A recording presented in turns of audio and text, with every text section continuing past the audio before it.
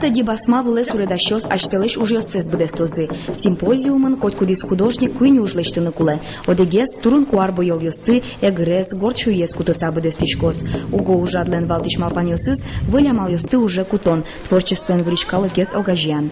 Туе симпозиум может пачкит гес, как вот именно пачкит гес, что меня так холотропнуло, с этим лям ужало радиостанция эмно юмно, солон директор Жон Сандер и меня так млозы потом кричгуро сейшен йос, импровизациос и нам опмясо тоже тусунко, тоже интересно. Кимикам хемхия со огажьям ним, кылдытемын фин удмур тувано китай кыл йосыш. Вожмате дуне кылдон дырья ванькалы кёсыш огьялуэмзес. Историш ило йосты утёнлешно ажинтонлеш кулалыксе.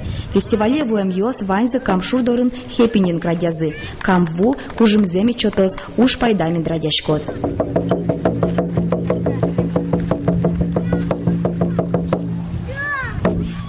Пертемин теосыш флом суредащос пылын Эстонич куноосно. Кунгоршорич художник йозверало. Хоть куно аспон намы суредашком, но штатын режиссер чош будестем ужмылуос.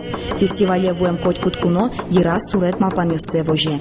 Таше суредащос, таше симпозиум йосын улон почату амрашно куле исо улонез чин пыртызучко, шулам пыртызучко, но соберезе со малпан йосес картина воле директор. Этнофутуризмя фестиваль кыстычкос угмысети гудрикошконош. Отын бдестем уж йосын ишкарын аджитон радямын луос. Вероника Ваулина, Андрей Бусыгин, Мынам Удмуртия телеканал.